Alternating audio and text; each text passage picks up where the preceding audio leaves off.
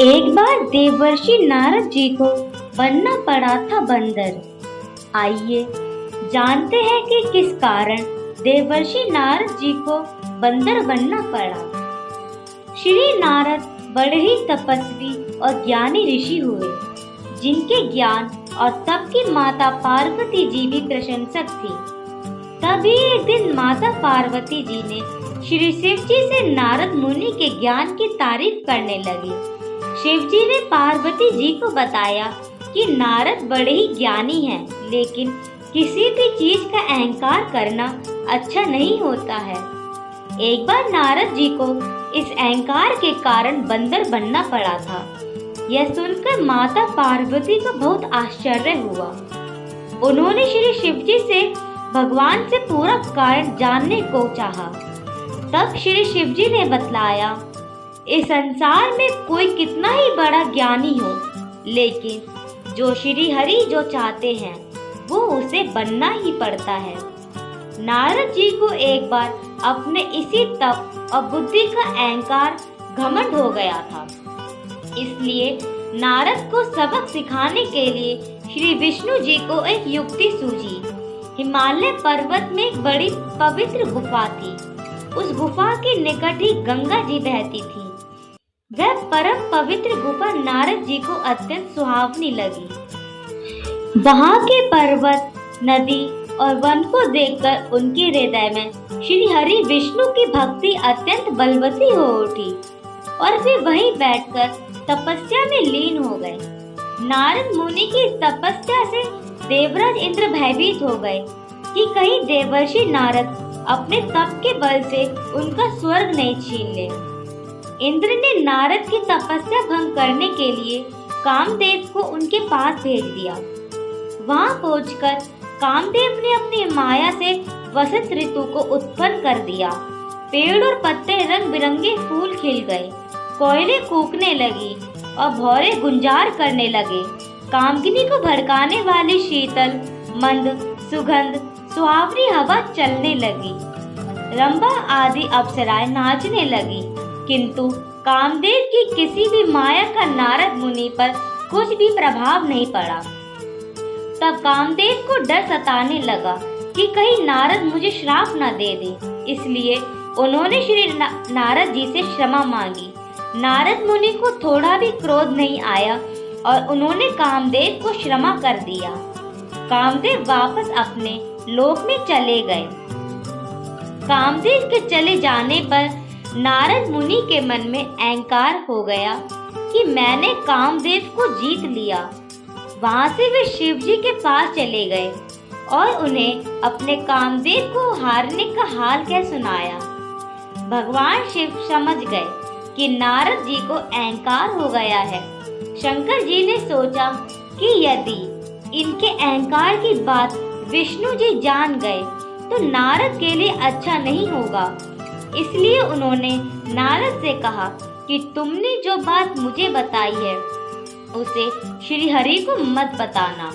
नारद जी को शिव जी की यह बात अच्छी नहीं लगी। उन्होंने सोचा कि आज तो मैंने कामदेव को हराया है और ये भी किसी को नहीं बताऊं। नारद जी क्षीर सागर पहुंच गए और शिव जी के मना करने के बाद भी सारी कथा उन्होंने विष्णु जी को सुना दी। भगवान विष्णु समझ गए कि आज तो नारद को अहंकार ने घेर लिया है।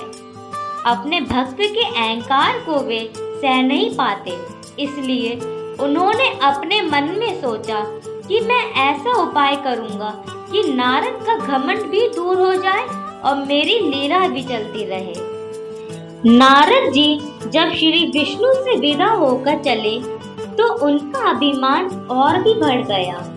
इधर श्री हरि ने अपनी माया से नारद जी के रास्ते में एक बड़े ही सुंदर नगर को बना दिया। उस नगर में शील निधि नाम का वैभवशाली राजा रहता था। उस राजा की विश्व मोहिनी नाम की बहुत ही सुंदर बेटी थी, जिसके रूप को देखकर लक्ष्मी भी मोहित हो जाए। विश्व मोहिनी स्वयंवर करना चाहती थी, इसलिए कई राजा उस नगर में आए हुए थे।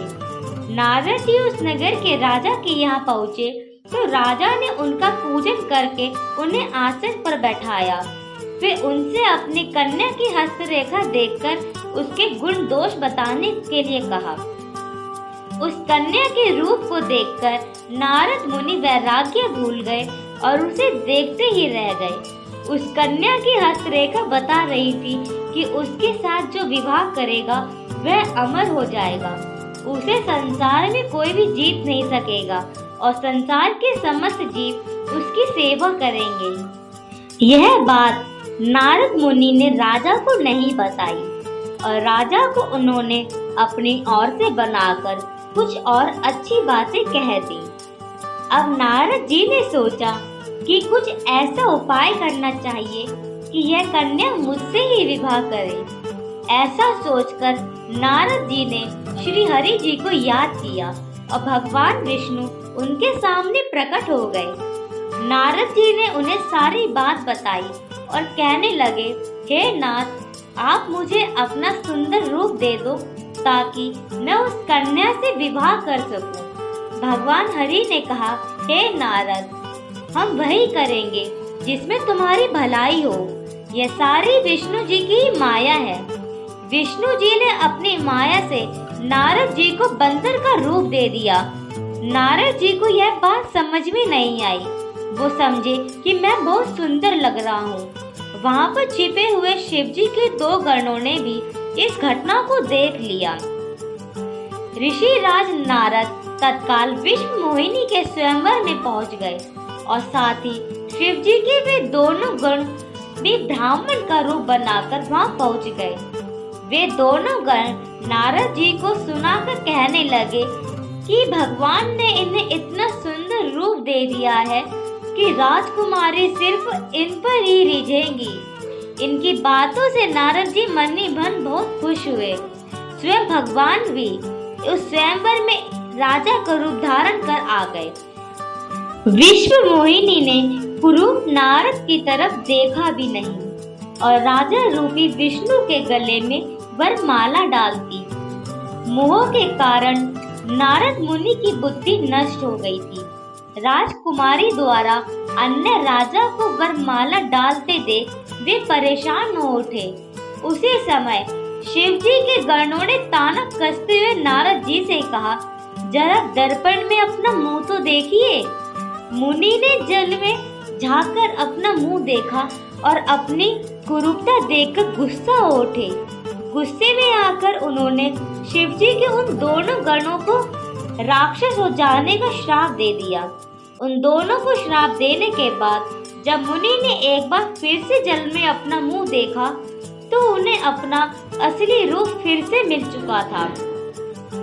नारद जी को अपना असली रूप वापस मिल गया था, लेकिन भगवान विष्णु पर उन्हें बहुत गुस्सा आ रहा था क्योंकि विष्णु जी के कारण ही उनकी बहुत ही हंसी हुई थी। वे उसी समय विष्णु जी से मिलने के लिए चल पड़े। रास्ते में ही उनकी मुलाकात विष्णु जी, जिनके साथ लक्ष्मी जी और विश्व मोहिनी भी थी, इन सब से उनकी मुलाकात एक साथ हो गई। उन्हें देखते ही नारद जी ने कहा, आप दूसरों की खुशियां देख ही नहीं सकते। आपके भीतर तो ईर्ष्या और कपट ही भरा हुआ है। समुद्र मंथन के समय आपने श्री शिव को बावला बनाकर विष और राक्षसों को मदिरा पिला दिया और स्वयं लक्ष्मी जी और कौस्तुभ मणि को ले लिया। आप बड़े धोखेबाज और मतलबी हो, हमेशा कपट का व्यवहार करते हो। हमारे साथ जो किया है उसका फल जरूर पाओगे। आपने मनुष्य रूप धारण करके विश्व मोहिनी को प्राप्त किया है, इसलिए मैं आपको श्राप देता हूँ कि आपको मनुष्य जन्म लेना पड़ेगा। आपने हमें स्त्री से दूर किया है, इसलिए आपको भी स्त्री से दूरी का दुख सहना पड़ेगा। और आपने मुझको बंदर का रूप दिया, इसलिए आपको बंदरों से ही मदद लेना पड़ेगा। नारद के श्राप को श्री विष्णु ने पूरी तरह स्वीकार कर लिया और उन पर से अपनी माया को हटा दिया। माया के हट जाने से अपने द्वारा दिए श्राप को याद करके नारद जी को बहुत दुख हुआ, किंतु दिया गया श्राप वापस नहीं हो सकता था।